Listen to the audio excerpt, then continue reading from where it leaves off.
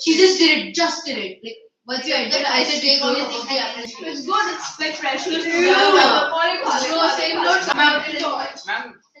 Ma'am इन केले में थोड़ा इकली डालना चाहिए राइट हो जाए चलो ब्रेक होगा let's start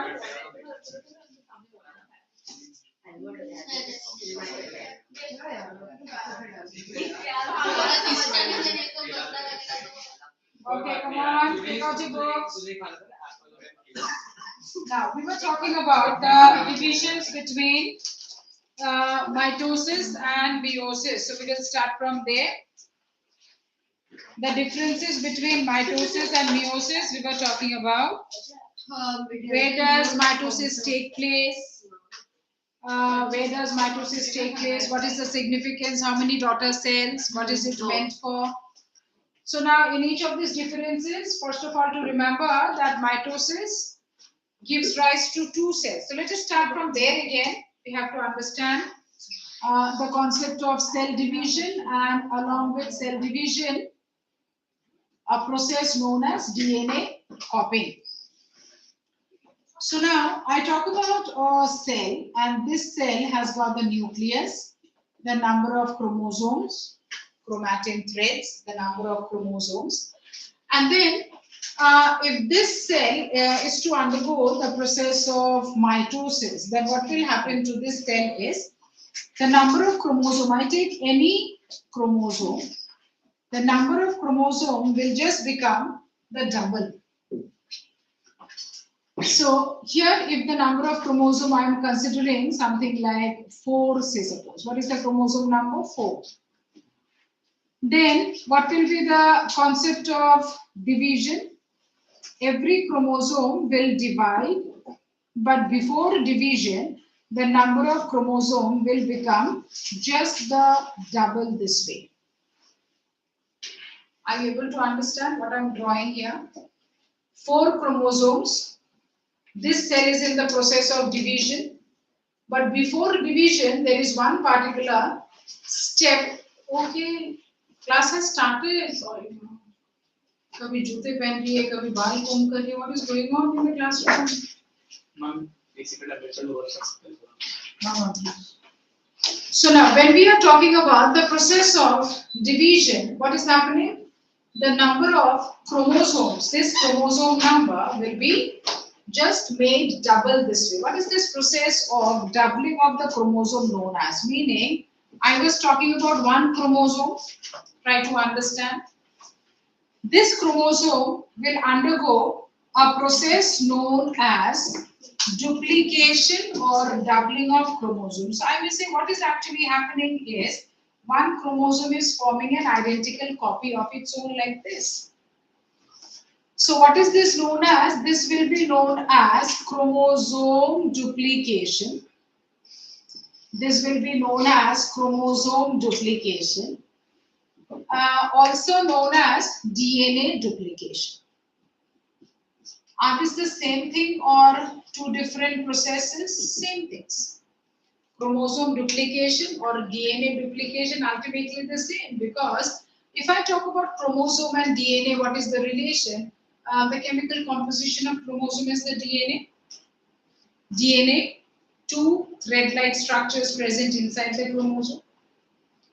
So now I talk about the DNA here and try to understand how is it possible that one DNA molecule here gets converted into 2 DNA molecules, or how is it possible that one chromosome gets converted into 2 chromosomes? So this is what we are going to understand in a short concept there, not the detailed process necessary actually for you.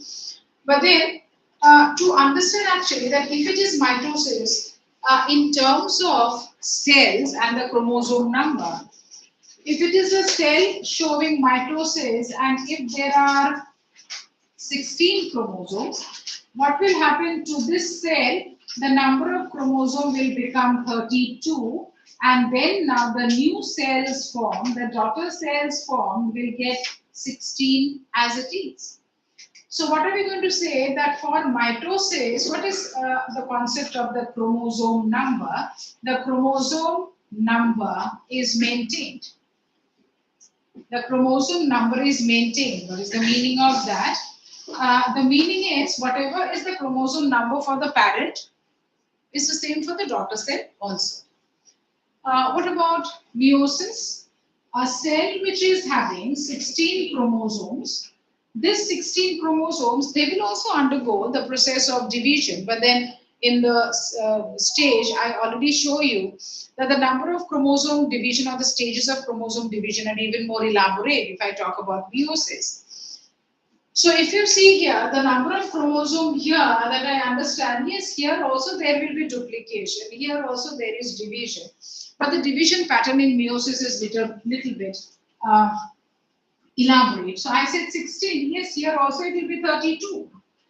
But then there are a number of other sub-stages which will take place in meiosis.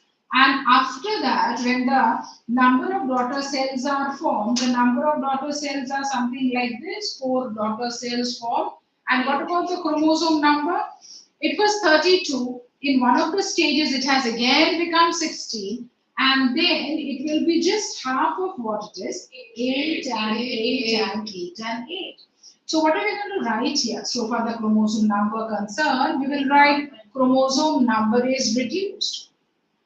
Chromosome number is reduced to half.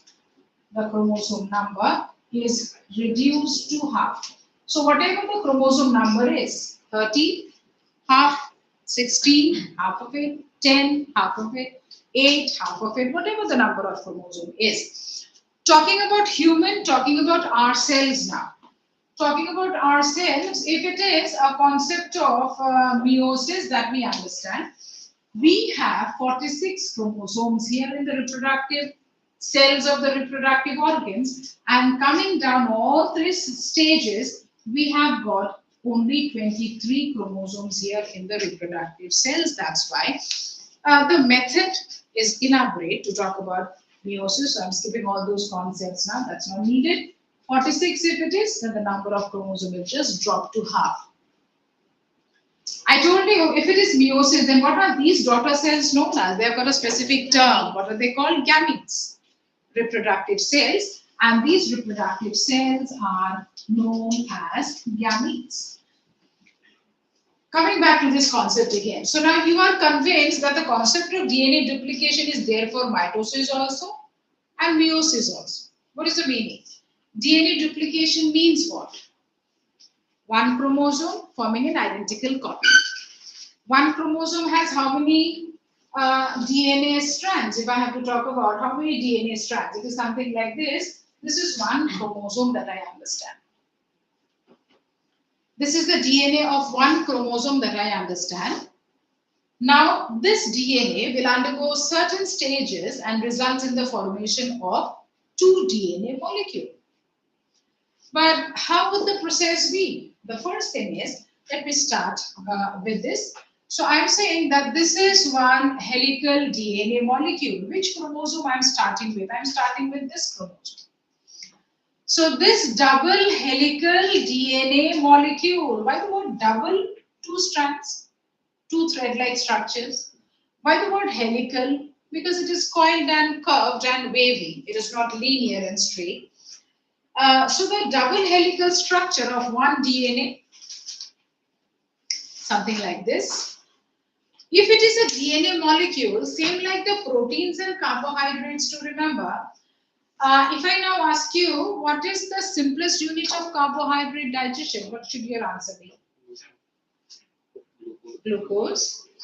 What should the simplest form of protein digestion be? Amino acids. Amino acids. So now you are clear that if it is a chain of proteins, what is it made up of?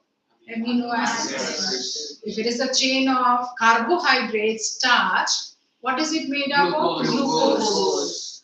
This DNA is also made up of repeating units. There are constant repeating units being attached by bonds. So now that concept is here also.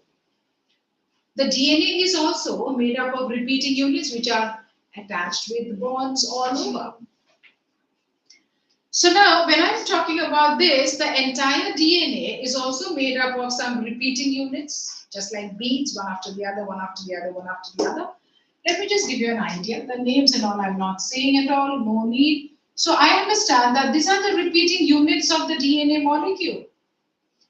These are the repeating units of the DNA molecule. I just named them as just understanding. A and then A and then B and then B and then C and then C. We are trying to understand a concept, so this is necessary. Clear? So now, same that way. D and then D and then F. So whatever. Meaning, what are you to understand is that whatever is the information on one strand, that will also decide the information on the other. So for the DNA, that is important. For the DNA, there is one particular information in one strand and that will decide what should be the information on the other strand, and it has to be errorless. And the entire two strands, that's how they remain bonded by hydrogen bonds. So I'm saying that if that is the rule, then how does the DNA formed? One DNA forms two. The process, something starts like this, that this is the double-stranded DNA. When the cell is in the process of division, certain enzymes will come and get attached. This enzyme slides over the entire DNA molecule, breaking the hydrogen bonds. And the double-stranded DNA becomes single-stranded this way. They'll just open up. So now that they open up, the DNA molecule has become something like this. The DNA molecule has become something like this, where a part of the DNA is opened up. So I understand this enzyme has rolled over this part and a part of the DNA opened up, converting the double-stranded to single-stranded structures like this. The single-stranded DNA is very unstable. Immediately starts bonding with other subunits, help in the process of pairing. So I'm saying that this entire structure is now single-stranded, and this entire structure is single-stranded, and we were talking about some units that A and then B and then C and then D was there, and this side A and then B and then C and then D was there. So if this is A is there, then there are those repeating units, same like the glucose and the amino acids I was telling you. The DNA also will have those repeating units all scattered in the nucleus. And based on what the information, the units should come and pair up. Start forming the new DNA molecule whenever the DNA opens up. Whenever the double helical DNA opens up and forms the single strand में क्या information है, based on that the new units will come, pair up, come, pair up, come, pair up and form the new chain. Simply that is the method to understand. So I may say that here in the nucleus, inside the nucleus, all these units are present. So now there are units like A and then B and then B and then C and then C and then D and then D. ये जो सारे units है, free in the nucleus, they all are there. So अभी A के साथ कौन सा unit आना चाहिए? This should come. Yes. Okay. So A के साथ अभी A has come. B के साथ कौन सा आना चाहिए? This should come. But now what has happened is B के साथ now this has come. Achha, let me not talk about this first of all. So now what is happening? Yes, this is coming there. What about this one? Small c. Small c is there and then small d is there. And then the chain starts getting formed. And that is the new DNA molecule. So part by part, that is how the DNA molecule is getting formed. Here also, if I'm saying A should be there and then B should be there and then C should be there and then D. And then the new chain getting formed. So ये जो process है, it will continue. What about the enzyme? Yes, the enzyme has reached here. It will continue sliding, opening the entire DNA molecule this way. So there are a variety of enzymes like this, which are splitting the hydrogen bonds, converting the double-stranded DNA to single, allowing all these units from the cytoplasm, from the nucleoplasm, go and join and form the new DNA. So the new DNA has been formed. How many new DNA has been formed now? Two new DNA molecules. So हर एक DNA molecule में there is one old DNA strand and there is one new DNA strand. तो ये हो गया old DNA and this is the new DNA strand. Let us talk about the pairing pattern also. I talk about the pairing pattern. The pairing pattern, little bit we had seen that the pairing pattern in the entire process was something like A and then B and then C and then D and then E. So if it is A and B here or C and D here, then you will take two capitals. अच्छा अच्छा ठीक है ठीक. So I'll go that way only. So this and then this. तो यहाँ पे क्या होना चाहिए? What are the units? The units यहाँ पे as per what I told you, it should be this and then this and then this. ठीक है, correct है? So up now that we are in a situation this way, 2 DNA, 2 chromosome. What is this process? This process is DNA duplication, also say chromosome duplication. Chromosome duplication and DNA duplication are the basis of cell division. But this is a biochemical process. It is a biochemical method absolutely brought about by enzymes and repeating units and proteins and etc. तो हमारे body के अंदर inside the cells, no biochemical process is 100% accurate. That means I am saying that this ये जो biochemical process है probable है कि इसमें भी errors रहेगा. So क्या इसमें errors होती है? Is it possible that every time when the chromosome duplicates and the DNA duplicates, are there errors? So if this is a duplicated DNA, this DNA and this DNA का sequence same ही रहेगा. So I'm not writing it twice. Meaning, अगर मुझे लिखना है, so it is the same thing here, no? If I'm writing this, it is almost the same thing that I'll have to write A and then B and then C. Same ही होगा because duplicate copy है ना? So it will be the same thing. Let us try understanding. In one of the strand, if by chance, the situation is something like this, that instead of B, that small b, what has come is D has come. And instead of D here, the small d, what has come? A capital E has come here. So what has happened? This is something irregular. What has happened? This is something irregular. ये होना नहीं चाहिए था. What will we talk? The first thing is, does this happen in our DNA? Does this happen every time?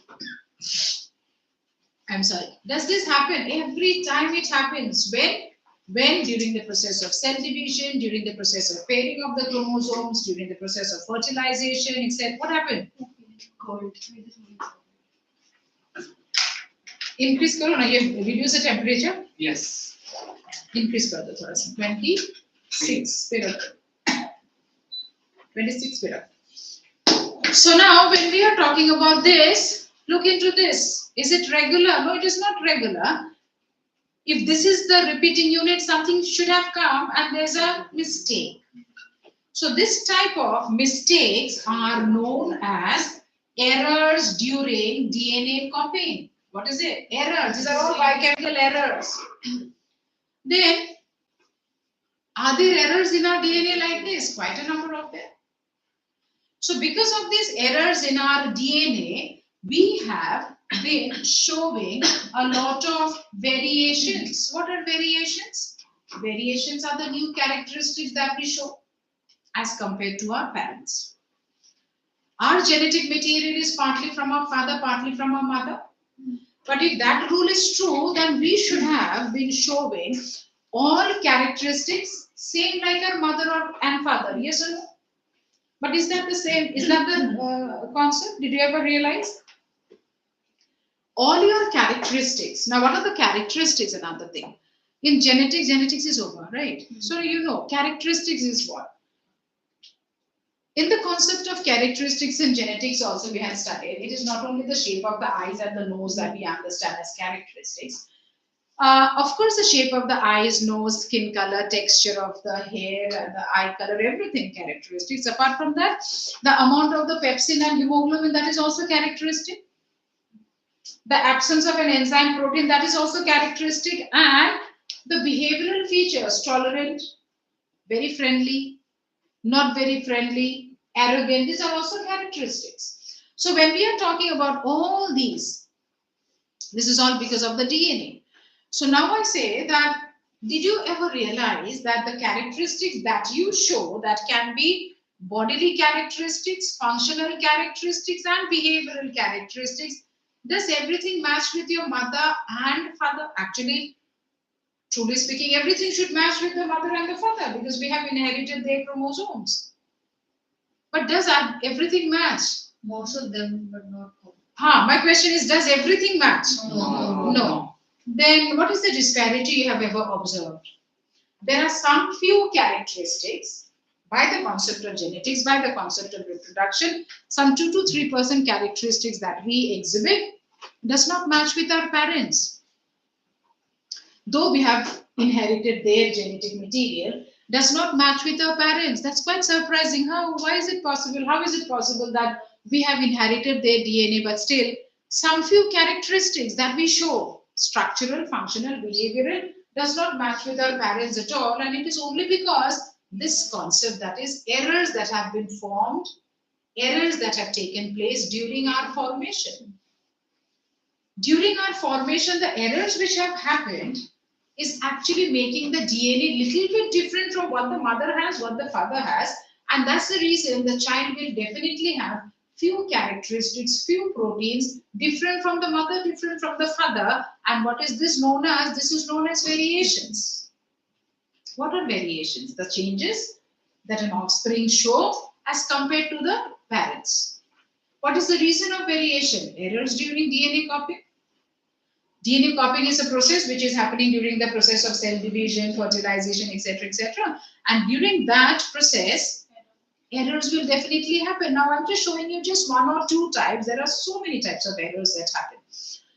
There are so many types of errors that happen, which is making the DNA of an offspring bit different from the parents. And that's the reason the offspring never show characteristics all resembling both the parents, but there are quite a number of characteristics which the offspring has, absolutely new. This is what is variation. So what is the definition of variation? The new characteristic that an offspring exhibit as compared to the parents because of errors in DNA copying. Now, if these errors become more than a particular limit, there's a limit. So if these errors become more, then that takes a form of an abnormality.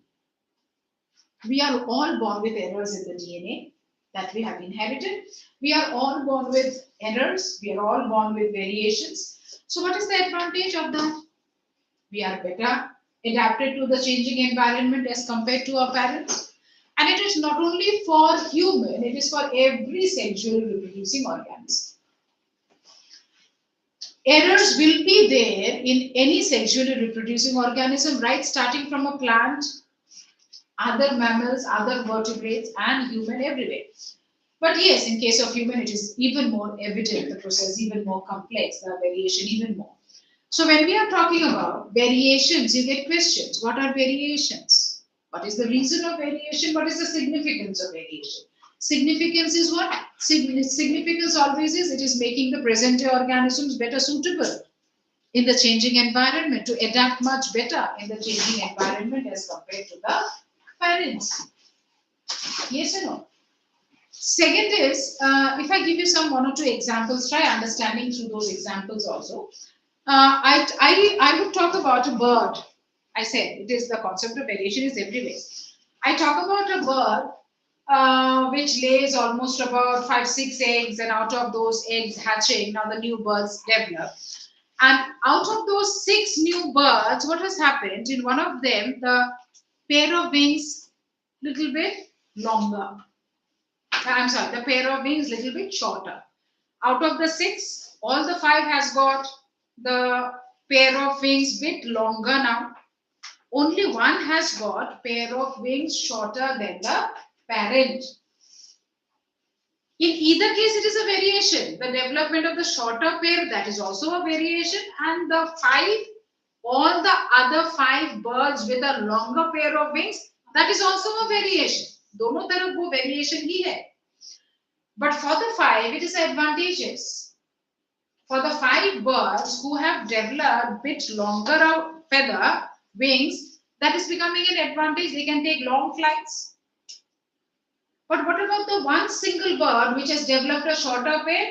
Becoming a disadvantage for that small bird. Meaning, advantages and disadvantages both are there when we talk about variations. In every population. Variations, just now I said variations make us better suitable to the changing environment. That rule is correct. But then, variations are disadvantageous also. In case of the bird, I gave you an example. In case of the fishes, in case of the reptiles, in case of the mammals, quite a number of times we come across the cattle, they have got a shorter pair of legs. That's becoming a disadvantage for them.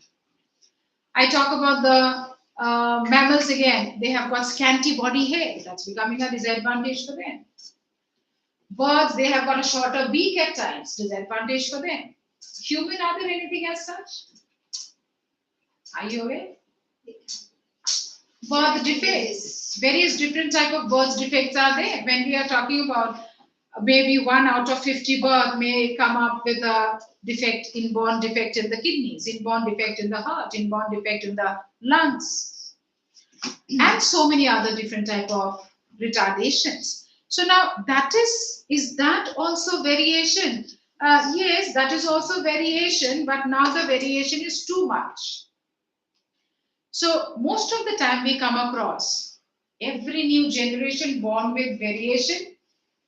Out of 100 birth, we will always come across in almost about 95, 97, they will all be born with advantageous variations. Maybe 1 or 2 will be born with variations which are disadvantageous, meaning the errors were a bit more in them, which has given rise to some changes in the body, which is not allowing that organism to survive for a longer period of time.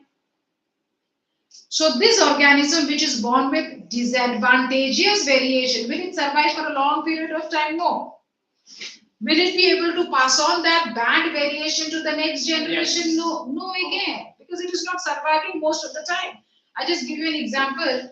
A child born with some defects in the heart. A child born with some defects in the heart, but his same age group with all good variations, they will be surviving till the age of 40, 45. So by that time, they have already passed on their good characteristics to the next generation. But what about this child who is born with a defect, major defect in the lungs or the heart? He may not be surviving till that 40, 45 also most of the time, or that child may not be passing on the characteristics to the next generation. So these organisms, you will get questions later in your texts also, that disadvantageous variations, how do we understand that a variation is disadvantage? Is a disadvantageous one? The one which is lesser in a population. How do we understand that the variation is advantageous one? The one which is widespread in a population. Variation widespread is always an advantageous one. Variation few organisms possessing, that is always a disadvantageous one, because it is confined only to few individuals. It is not very commonly getting passed over.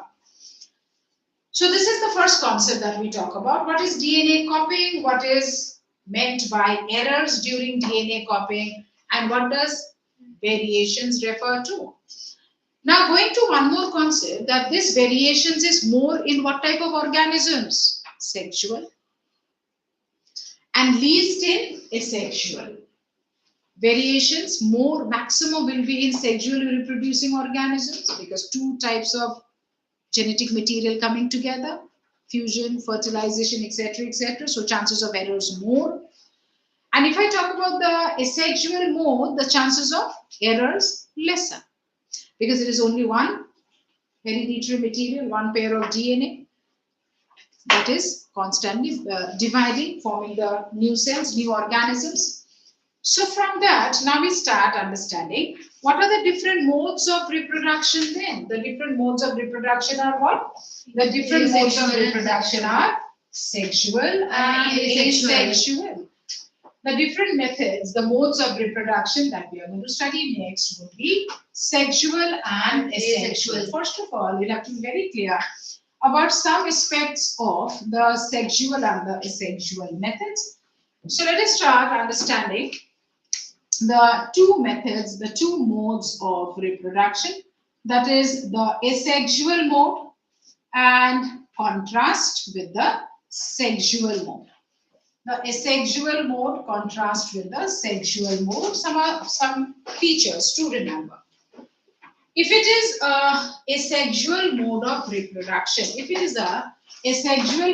reproduction, only one parent involved. Only one parent involved. If it is a asexual reproduction, offsprings, you know now what are offsprings. Offsprings formed are many. If it is a asexual reproduction, the offsprings are all identical. Definitely, it is only one set of DNA. The offsprings formed are all identical, will not be able to differentiate between the different groups of the new generation organism and the parent also. So when we are talking about some features of asexual reproduction, we come across that since there are no variations, so the offsprings are all identical. Then many offsprings, the process of division is very simple. Process of division will be very, very simple. And generally, now that we talk about the asexual method, it takes place where? It takes place majorly in unicellular organisms. Majorly takes place in unicellular organisms, a method of asexual, and few multicellular organisms. And few multicellular. So we can understand that the process of asexual reproduction, and something of course to mention, gametes are not formed.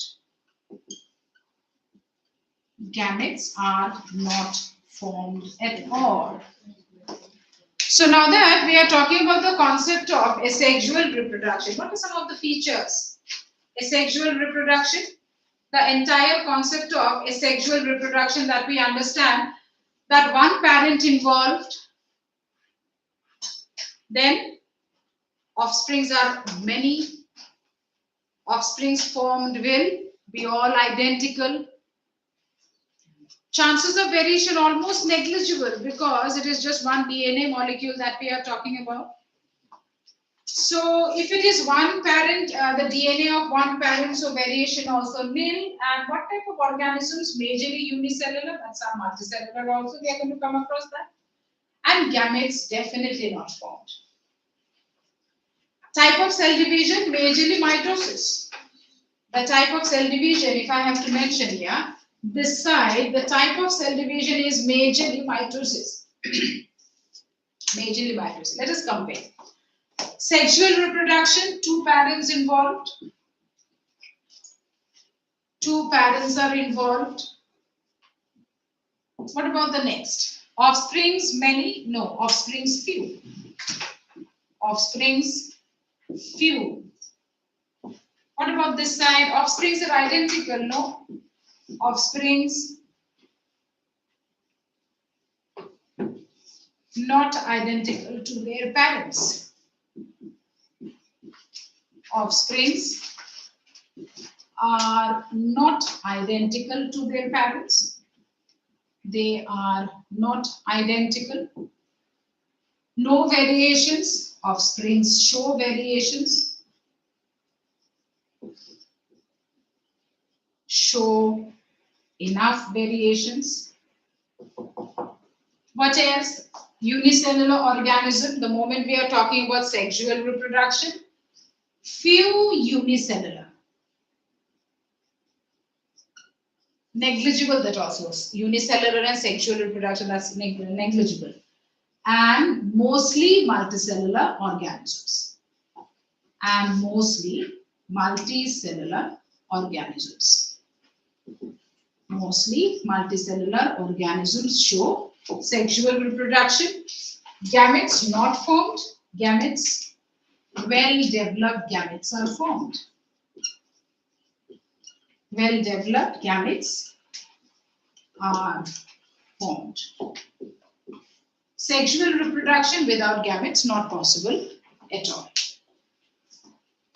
So now that we are talking about the concept of sexual, asexual reproduction, we are going to understand what are the asexual modes and what different types of asexual modes we are going to understand now.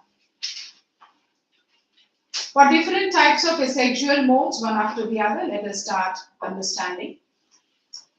The concept of, the first that we understand would be the concept of fission. The concept of fission. So, first is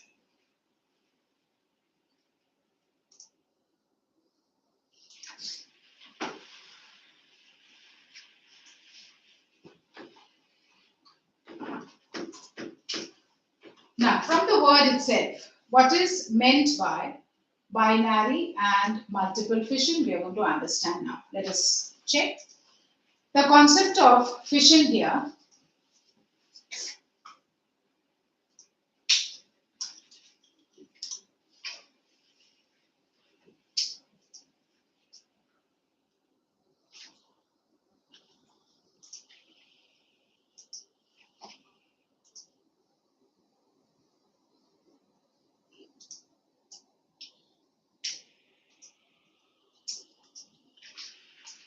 for this, you'll have to draw diagrams. So keep your pencils ready. We'll have to draw diagrams also on this. Okay, let us talk about this first. The binary fission. For the binary and the multiple fission, in this chapter, there are diagram drawings. So there are few diagrams that come for 2-3 marks, drawing, labeling, and questions. So these diagrams that I draw, some I may give you for homework also.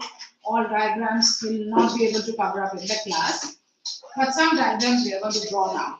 Take out your pencils. The first part that we talk about. We are going to talk about the methods of asexual reproduction. What are some of the modes and the methods? The first is binary fission. We start with the first method of asexual reproduction. The first type of asexual reproduction, that is fission. Fission can be of two types. The first that we are going to talk about would be binary fission. How does binary fission take place? How does binary fission take place? What are the stages? We talk about binary fission majorly takes place in unicellular organisms like the amoeba, like the paramecium. So these type of unicellular organisms generally would show the method. What are the stages? Single parent amoeba. And this single parent amoeba will undergo certain stages like elongation of the nucleus. This is the first stage to understand. Elongation of the nucleus. Then this elongation of the nucleus will be followed by the constriction of the nucleus. That's the next step. Elongation of the nucleus followed by the constriction of the nucleus. So the nucleus will more or less take a structure this way. Constriction of the nucleus, and the constriction of nucleus will be followed by the constriction of the cytoplasm now. The last step, constriction of the cytoplasm. So now that the constriction of the cytoplasm has happened, by the time the nucleus is almost divided, the two daughter cells are almost in the process of splitting up, separating. So constriction of the nucleus followed by constriction of the cytoplasm, and then the two daughter cells formed. And then the two daughter cells formed. This is what we come across in paramecium and euglena, amoeba, single cell organisms, all will show this method. Now try understanding the basic differences when we are talking about the stages also. The stages, they have got some differences with the next. I am talking about the next mode, that is multiple fission. What happens and how is binary fission different from multiple fission? Let us try understanding. The second type of fission that we talk about is multiple fission. Multiple fission. This type of or this method, multiple fission, will take place where in organisms which are disease causing types, usko kya bolenge? Pathogenic organisms. Amoeba is not pathogenic. This does not cause any disease. So binary fission is majorly in organisms which are free living ones. But it causes in pathogenic organisms also, like the trypanosoma and all, they cause disease. But majorly, always we come across binary fission takes place in organisms which are not causing any disease. Non-pathogenic में ही ज़्यादातर होता है. Okay. Multiple fission taking place in pathogenic organisms. One common example to remember is the Plasmodium. It's a protozoa.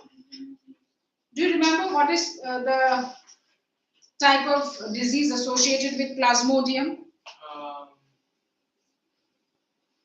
Did you ever come across? Plasmodium is associated with which disease?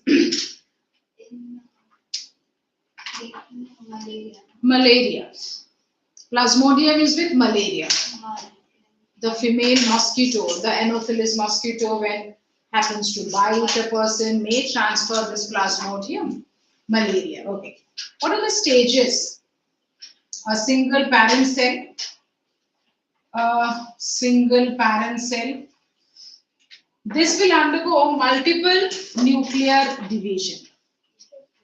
This will undergo multiple nuclear division. Multiple nuclear division. And now that multiple nuclear division has happened, it is not only division, but then the cytoplasm also getting wrapped around them. That is what happens for multiple fission. Then later, the situation is something like this, where the number of the nuclei will become so many. The nuclei will become the nuclei. These are known as the nuclei. What is the difference between the word nuclei and nucleus? Nucleus is singular. Nuclei plural. So I'm saying that if it is multiple fission, what is happening? The nucleus is dividing a number of times. Nucleus is dividing only once. And this, what is happening, the method is the nucleus is dividing a number of times, and every time the nuclei, multiple nuclei, getting wrapped up with small amount of cytoplasm. That is the method. And then when the cell becomes filled with such type of nuclei, they will burst out. And these organisms are set free. The nuclei, the new daughter cells are set free. And then when they come in contact with a favorable host, environmental conditions all favorable, they will again start the process of growth and division.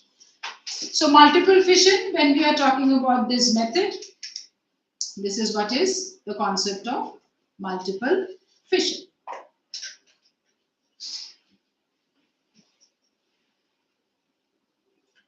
Few differences now that you have to remember for the concept of multiple and binary fission. Complete the diagram. Then we'll have to write at least one or two major differences between multiple and binary fission.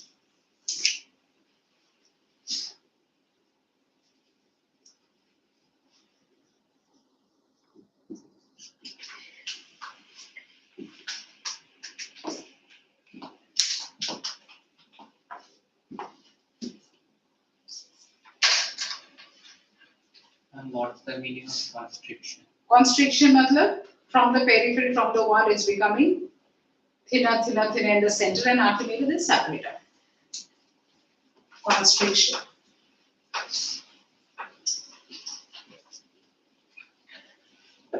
What happened? Draw a proper neat diagram. This 2-3 mark questions on the diagram, you should be able to pick up full marks.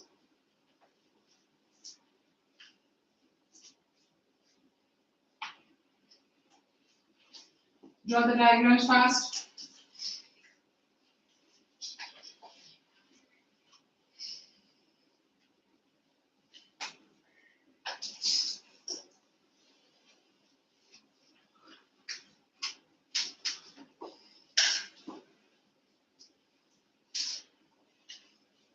No labeling with pen. Remember the next diagrams. Otherwise, that will become a habit, and exam also you will do the same. So, in your paper, quite a number of times, this diagram, one diagram from this part of the chapter for drawing will definitely be there. Every year it is there. One diagram. We are going to study 5 methods now. In those 5 methods, 5 set of diagrams are there. So, fission 2 diagrams. We are going to come across another 4 more methods. Diagrams are there. So whatever diagrams in this part of the chapter, all these diagram drawing, please keep on practicing time to time. One diagram based question and diagram drawing both there. Now let us, are you all done? Yes. Diagram drawing all done? Yes. Done? The last one. Complete karo fast. We'll write one major 2 differences between binary and multiple. I'll give you 1 minute time, finish the diagrams, and by that time others please make a table for binary and multiple fission.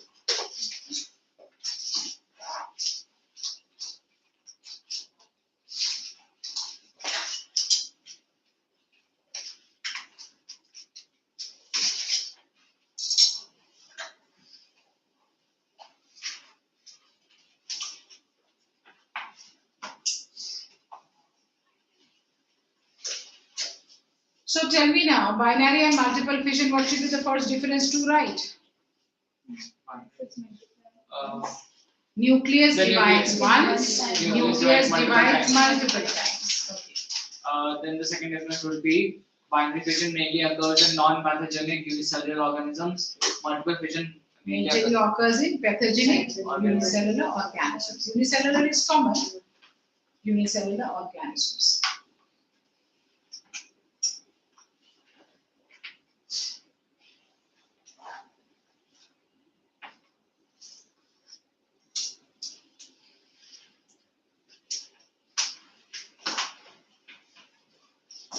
Done? Could you complete?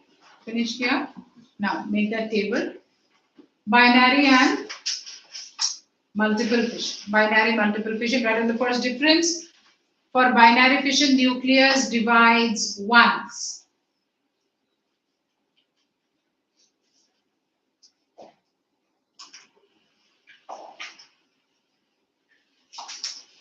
Followed by division of cytoplasm. So now cytoplasmic division is also once here. followed by cytoplasmic division.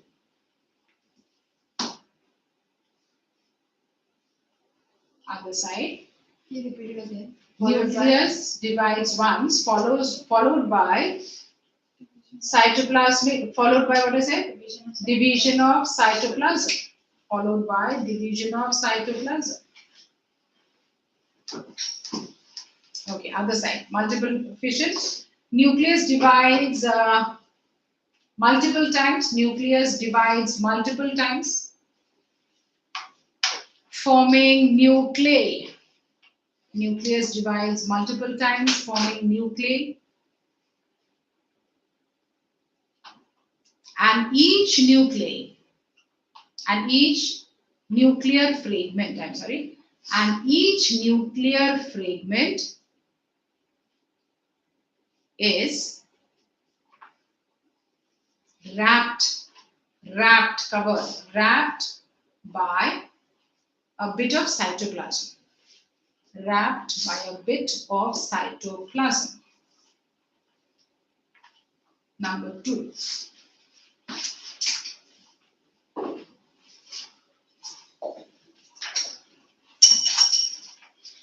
Number 2. Are you following? Are you writing? Writing? Did you write the first point? Number 2. Number 2 is for binary fission takes place in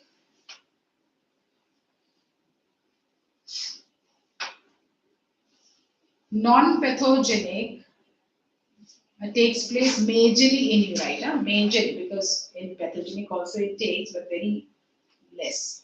Takes place majorly in non-pathogenic unicellular organisms. Pathogenic, NIC. Takes place majorly in non-pathogenic unicellular organisms. Other side takes place in majorly in takes place majorly in pathogenic organisms. Multiple fission is majorly always in pathogenic.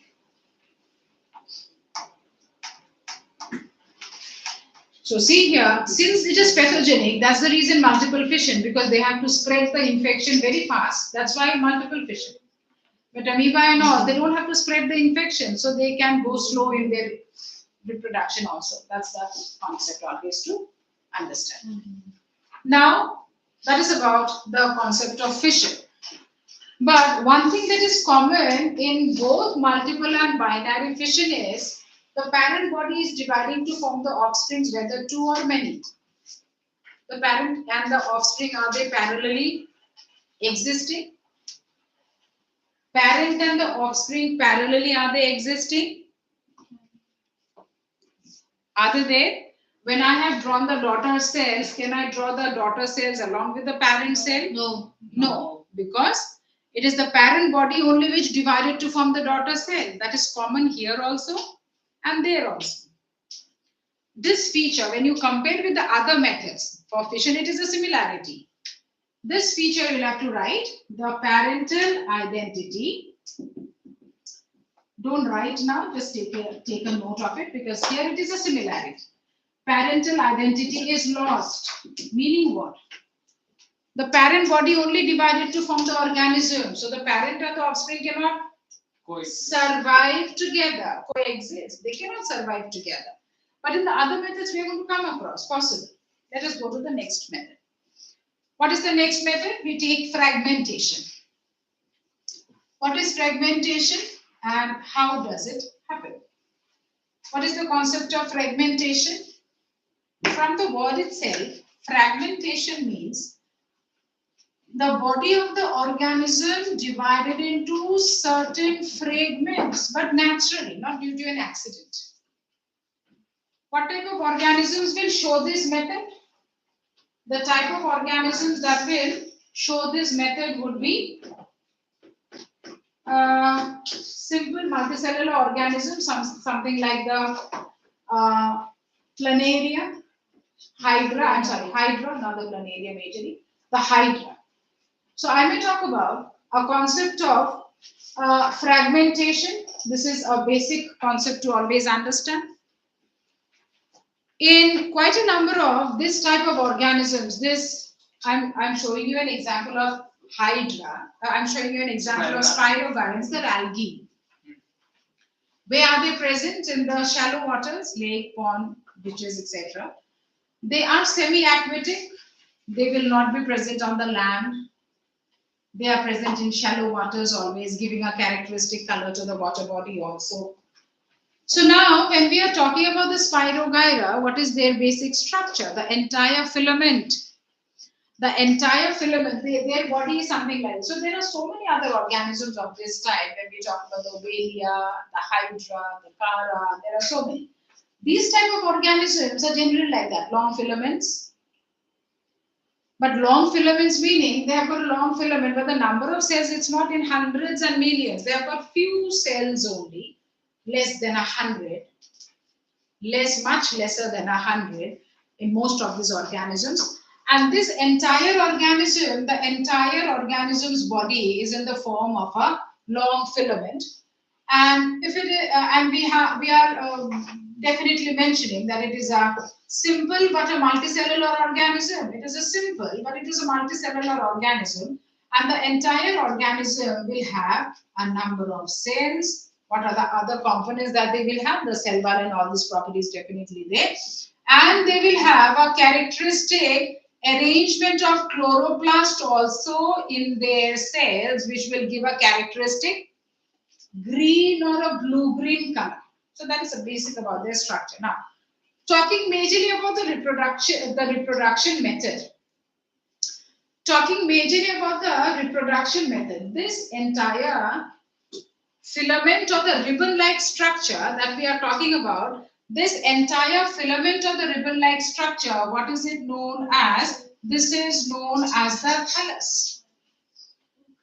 The entire filament of the ribbon-like structure, this is known as the thallus. Now, this thallus, once fully formed, fully mature, the organism's body fully mature. What now?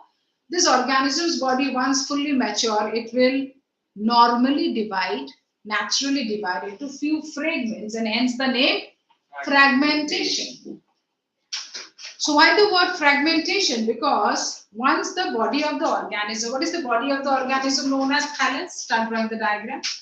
The body of the organism is known as the thallus, and once mature, the thallus will normally divide into few segments, few fragments, and hence the name of the method, fragmentation.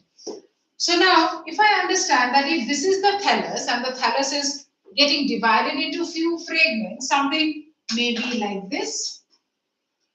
The entire thallus, which is a multicellular structure, but then due to the entire completion of the growth process, now it has divided into few fragments. Then what will be the number of the new generation organisms that it produces? That will absolutely depend on how many fragments it has been divided into. That will absolutely depend on how many fragments it has been dividing into and the number of cells that contains. For example, I may say that the number of fragments are something this way: 1, and then 2, and then 3, and then 4. So 4 fragments. This particular Spirogyra has divided into 4 fragments. Is it necessary that all these 4 fragments give rise to a complete new organism like this? Not necessary. Maybe this part will not give rise to any organism because it does not have adequate number of cells. Yes, this may complete the entire growth of the thallus. This may complete the entire growth of the thallus. This may not complete the entire growth of the thallus. So, what decides that whether the fragments will give rise to a new organism? Whether adequate number of cells are there in the fragment. If adequate number of cells are there in the fragment, that will multiply, grow, form the thallus. Adequate number of cells not there, they will just perish away, decompose away. Okay? Complete the diagram. I'll give you some time. 5 minutes, complete the diagram. The rest, maybe 1 or 2 I will give you as homework. Complete the diagram for spirogyra, formation of the fragments.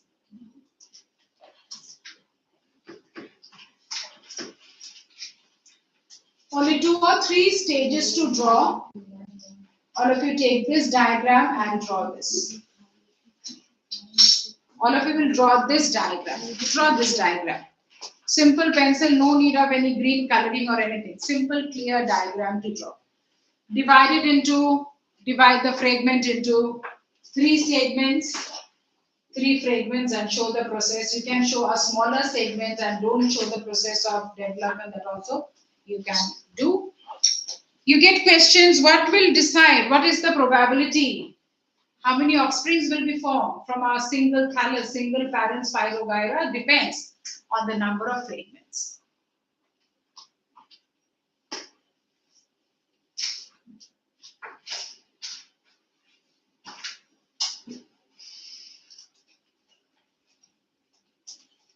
It should not be very thin, very narrow. You can take half a finger broad also, your diagram looks neat. Don't take them too narrow.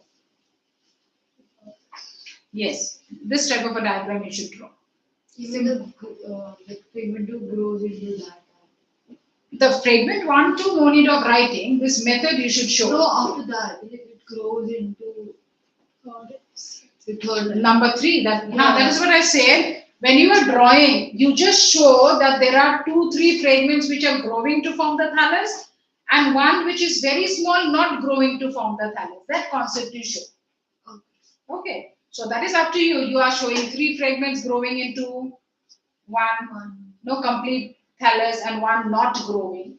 As I have shown here that this will not grow into a thallus. And 1, 2, 3, another 3 segments are there, but these 2 are growing, this is not growing. So you have to just show a concept where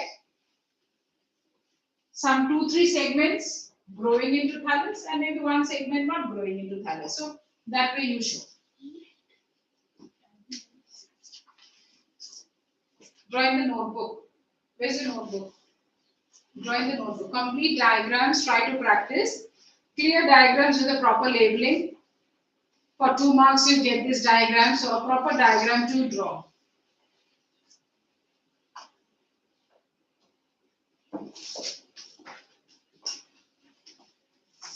Labeling of the parts not needed much, but you'll have to just label the nucleus. Labeling of the parts not generally needed much because we are not focusing on the parts of the cell, but just 1 or 2 labels if you want. You can put only for the parent cell, not for all of it. Only for the parent cell.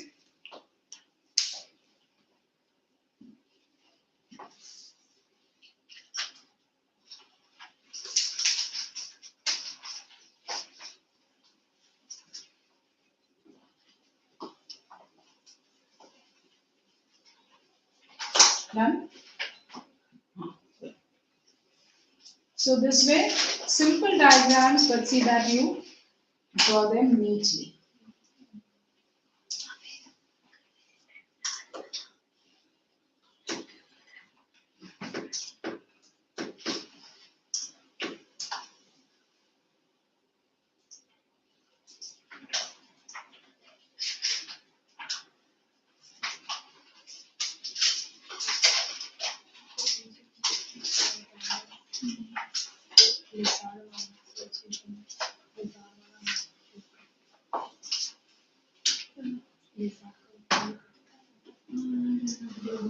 Okay, are you all done?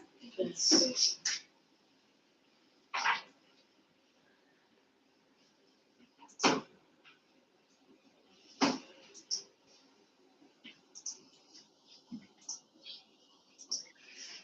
Should we go to the next method? Chalo, we learn. These are simple things. Let us go to the next method now. The next method after fragmentation, let us take up is budding. The next method is budding. Buds are to be formed. Now, We had studied two methods of asexual reproduction. One was fission, the other is fragmentation. Okay. Now let us take the third method. The third method is budding. For budding, three types of budding we are supposed to be very clear about. One is budding in the concept of budding in a single-celled organism, that is in the yeast. Budding in a simple multicellular organism, that is in Hydra, or so many other organisms of this group, Cnidaria. And budding in plants, especially now that we are talking about the type of a plant, Bragophyllum. We'll talk about this now. When we are talking about budding in the yeast, what type of organism is the yeast? Yeast, Unicellular. unicellular. हाँ, वो तो देख ही रहा है. What type, meaning what type of a group, kingdom they belong to? Any idea? Huh? What type of organisms are the yeast? Do we eat them? Yes. Are they consumable? Yes. Yes. Edible they are. So when we are talking about the yeast, Or they belong to fungi, they are the edible fungi. So this yeast that we are talking about in variety of bakery items, every now and then we use them in our bakery items that we make. All the cakes and the buns and the pastries, we are eating them every time. But now, how do they grow? The growing method is what? A process known as budding. So how would the process of budding happen in this single cell organism is? This is the single parent organism, single nucleus, one single nucleus it has. Now, this parent, once fully formed, fully mature, ready for the process of division, what will happen? The nucleus will start the process of elongation in the process of division. And then a small bud will form at one region of its body. A small bud. What is a bud? It's an outgrowth. Bud is a small outgrowth where the cytoplasm and the nucleus is been pushed from the parent cell. So the nucleus and the cytoplasm is pushed from this parent cell and a small bud forms. And this bud will start growing all its cell components, cell organelles, etc. All its cell components. It will gather the nuclear component also. And now this organism is almost formed. But the rule is when the organism is fully formed, it should detach from the parent body. But here it does not. It is almost formed, it has gathered adequate amount of cytoplasm also, whatever nuclear content that also it has gathered. But is it detaching from the parent body? No, it is not detaching from the parent body. Rather, it has started dividing its own cytoplasm and nucleus again. Because it is already mature. It is already fully formed. It is already mature. Only that it is not detaching from the parent body. And now it has started forming a new bud, which will also start growing, cytoplasm, nucleus dividing. So this entire structure, one by one, they will keep on dividing. And not necessary that every time the new organism will detach from the parent body. And this is how a chain of buds get formed. A chain of buds will start getting formed in the case of yeast, a unicellular organism. So in the case of yeast, we come across a chain of buds always formed. How is it possible? Because the new bud gets transformed into a complete organism but does not get detached from the parent body. Rather, it starts forming a new bud again, remaining in contact with the parent body. So that is the method of reproduction going on.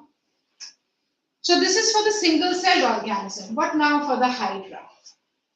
For the hydra, when we talk about, in case of the hydra, hydra is a multicellular organism but still simple. Why I say simple?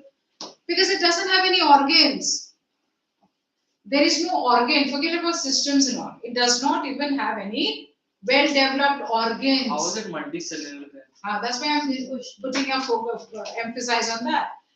The moment you understand multicellular, you start thinking that it has got organs and systems. No, this is a multicellular. It is only the second group of the animal kingdom. So When we are talking about the complexity, it is not complex, but it is multicellular, better than the euglena and the paramecium amoeba. It has got some few layers of cells, and that is the organism. No well-formed tissues, no organs, no system. Just few cells absorbing the nutrient, giving away the waste. They are in the water bodies. The hydra, these are in the water bodies, and some few arrangement of cells, tissues, tentacles helping in locomotion and grabbing the prey, etc. That is their function. So what is the process of budding here? This is the complete parent organism from any part of the body. Now, it can be 1, it can be 3, 4, 5. There is no standard number. How many new offsprings will one parent hydra give rise to? No specific number. Depends on the number of buds the parent organism forms. When you get these questions, answer very specific. Is there any specific number that this gives rise to? Nothing. Depending on how many new buds this will give rise to, that many organisms. Okay. So now a small bud will develop. Same like the yeast I showed you, the nuclear content, cytoplasmic content, everything will start getting divided. Here also the bud is undergoing rapid cell division, resulting in the formation of the parts and the tissues of the new organism. But it is still in contact with the parent, deriving the nourishment from the parent body. Once fully formed, now it will detach. Once fully formed, ready for the process of independent existence, now it is no more delivering, now it is no more obtaining the nourishment from the parent body, and it is getting detached now. And now that it is detached, it undergoes the entire process of growth, division, and continues the multiplication, reproduction method again. But is it the same method like fission, where the organism, the new organism and the parent, we don't see them together? No, We are able to see them parallelly, the parent and the new organism existing parallelly. Till fragmentation, that concept was not there. Till fragmentation, the parent was dividing to form the offsprings. But now that we have started talking budding, budding is a concept where we come across the new organism and the parent. Parallelly, they are existing. So what is the point that we write now? Now we write not the parental identity lost, but then we write the parental identity is maintained. The parental identity is there, meaning the parent has given a part of its body in the formation of the organism, new organism, not the entire body divided into. New organism, the parent organism surviving together. Take in your notebook diagram of the budding to be drawn from the textbook. You can draw the textbook also, or this type of a diagram in 3 stages also you can draw. It's a simple diagram, no labeling, nothing. There's no labeling as such to be done here, but the proper stages of the diagram from the text, from the volume you can draw. Keep spaces in your notebook, and you should be remembering to do this work. Next class, I see anybody without complete work, I'll make you sit in the office, do the work and come back. Mark in your notebook, write down the question, draw a neat, well-labeled diagram for budding in hydra. Is no need. Budding in hydra to be done. Budding in hydra will be there in your paper. Is doesn't come. Okay, so budding in hydra. That diagram we'll have to finish. Now, the last one that we are talking about is the process of budding in bryophyllum. Let me just show you one type of a plant. Yeah, you know this? Huh? You have studied this? Nice, huh? You remember the bryophyllum. Now, this type of a plant, the bryophyllum, these are short-heighted plants. These are not very tall plants actually. And the leaf, broad, fleshy leaves. So if I talk about the level of the soil, the bryophyllum plants will be hardly this much, and always in the garden you get to see them. This height, not too tall these plants are, and large number of leaves, thick, fleshy, broad leaves. On the margins of the leaves, there will be buds, always. The buds of roots? Yes, these are called adventitious roots. These are called adventitious roots. Now, when we are talking about the concept of budding in case of Where is that one? Budding in case of the bryophyllum. See here. The budding in the case of bryophyllum. So when we are talking about bryophyllum giving rise to this type of root. So I say the margins of this leaf will first of all give rise to buds, small outgrowth, just like the buds of the potato. So that type first. And then they will start giving rise to some fine root hair-like structures. Now, but the concept is how will the root hair come in contact with the soil? When?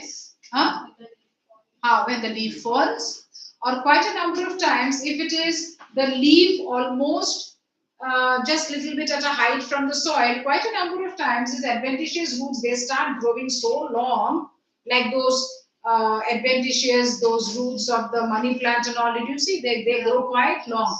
So now what happens? They grow quite long and they happen to touch the soil also. If the leaves are almost close to the soil, they touch the soil. And then slowly the leaves will dry out, fall off. By the time the adventitious roots have already established in the soil and they have started growing a new plant. So this type of plants, the bryophyllum, we always see, if you plant one bryophyllum plant, in another 6 months to 1 year time, you'll get to see that so many plants in the surrounding have already developed. How? Because every time the leaves fall on the soil, the leaves carry so many buds, and out of these buds, out of these 25 buds also, possible that 12 of them will of course give rise to a new plant. So this type of process, budding that we talk about, budding, it takes place in a shorter time. The parent plant and the new generation plants are always parallelly existing, and the process is very fast. Bryophyllum for a plant we studied, and the yeast and the hydra that we studied was for a unicellular, multicellular organisms. Now, if I ask you, write two differences between budding and fragmentation. Budding and fragmentation, multiple fission and binary fission. Then spore formation, that is also one more method we have to talk about, spore formation. Okay, budding and fragmentation, tell me what should the methods be? What should the differences be? I mean, fragmentation, some of the fragments won't grow in budding, all grow. No, happily I told you just now, out of 25, 12 may grow, out of 25, 13 may grow. No. So in fragmentation, there is no parental identity. Can you tell me one more point? Budding and fragmentation. Ek aur point socho. Budding and fragmentation. What are the type of organisms that show this method? That also you have to write as a difference, no? Yeah, nucleus. That also, are these the complex organisms showing? Are these the simple unicellular, simple multicellular? What type of organisms are showing this method? That also has to be written. I talk about Spirogyra is multicellular. Spirogyra is simple multicellular organism. Simple multicellular. Fragmentation we don't come across in unicellular. This we come across in unicellular, no? So another difference that you can write is this budding takes place in unicellular, multicellular both.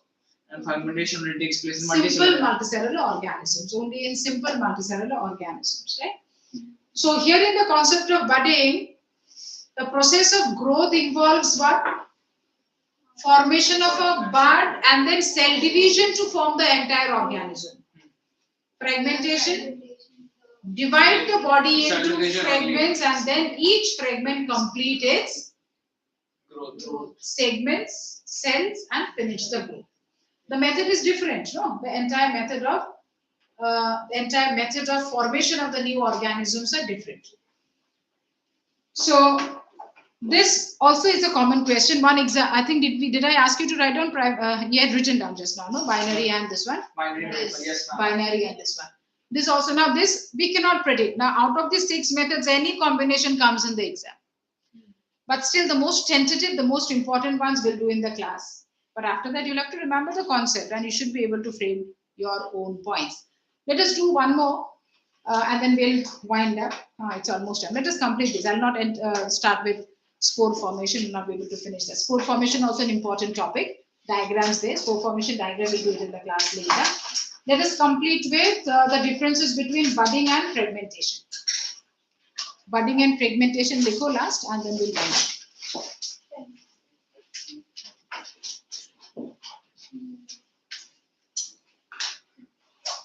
Enjoying, no? A 6 hours class? No? I thought you all are enjoying. No? Enjoying? 10th standard में not enjoying, shameless or what? You are saying not enjoying? अच्छा लग रहा है ना? हाँ देखो वो बोल रही है अच्छा लग रहा है. No, we have a class tomorrow as well. I know. Bio. I know. तो अच्छा है ना बायो है तो. बायो के साथ मैथ्स भी तो है. सभी bio bio है. कल मैथ्स नहीं है? Only bio. What time? 7:30. Only bio. Bio है? तो अच्छा है ना कभी ऑर्गेनिज्म सीखो कभी पहाड़ भी सीखो.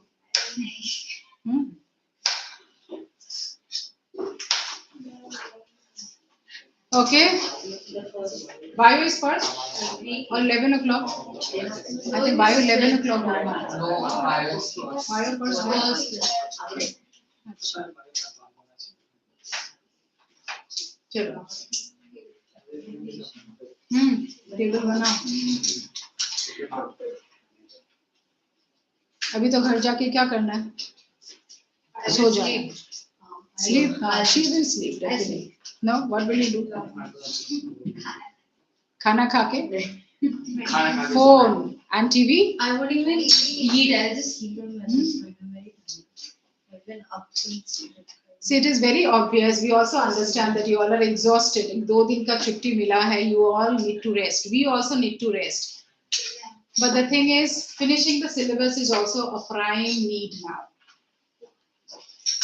See, for us teachers, we are even more exhausted than you. In our own school, colleges, we are working almost for 8-9 hours, and then UT another 3-4 hours, and then we all have our children, we all have our household thing.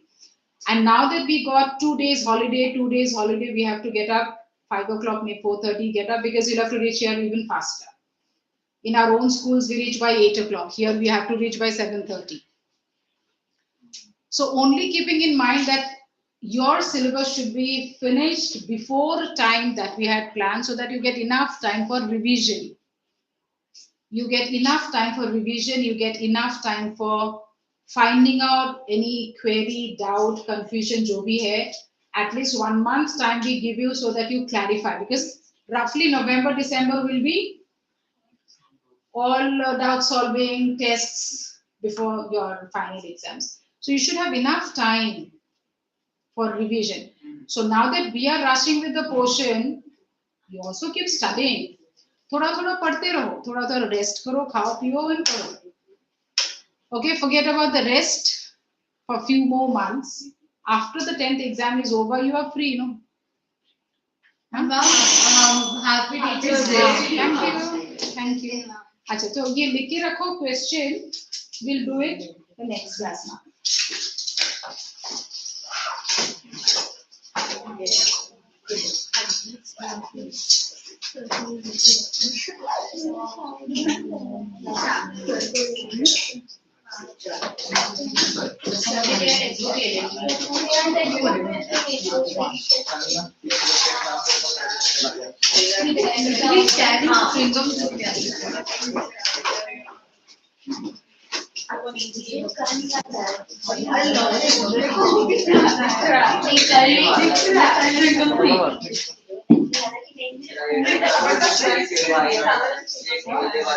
भाई यार इसमें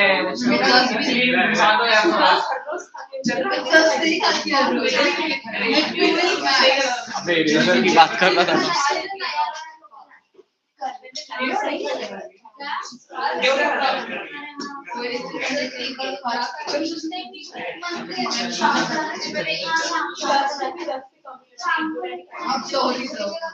Instagram को message